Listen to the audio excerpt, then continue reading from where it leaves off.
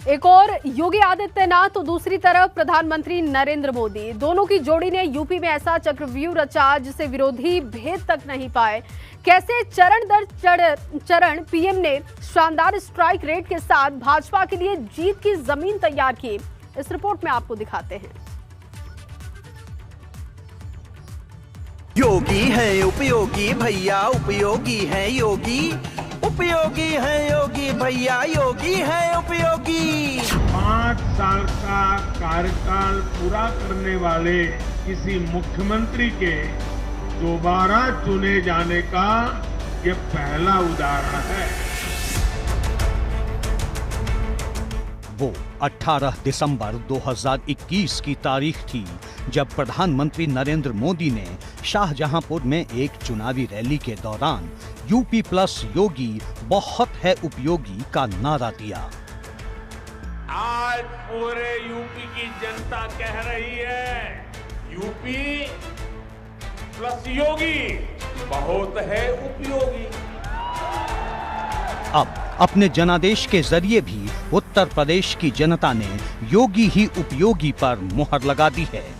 दरअसल भारतीय जनता पार्टी के सबसे बड़े सियासी सूरमा नरेंद्र मोदी को भाजपा की ऐतिहासिक जीत का शिल्पकार कहा जाए तो गलत नहीं होगा।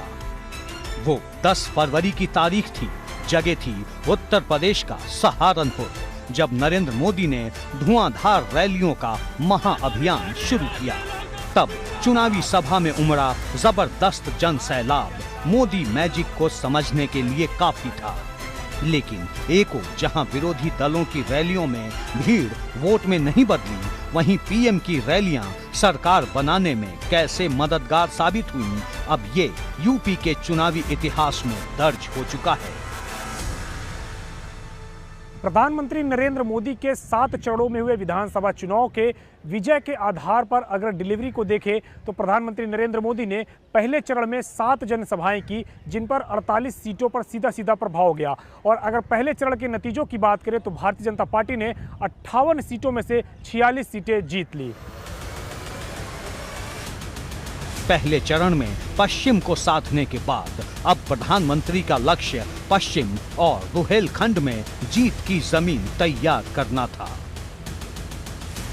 दूसरे फेज की अगर बात करें तो प्रधानमंत्री नरेंद्र मोदी ने दूसरे फेज में कुल 3 रैलियां की। अगर इन 3 रैलियों में विधानसभा सीटों को देखें तो 25 विधानसभा सीटें कुल कवर हुई और भारतीय जनता पार्टी ने इस फेज में अगर बात करें तो 55 सीटों में से 27 सीटें जीत ली।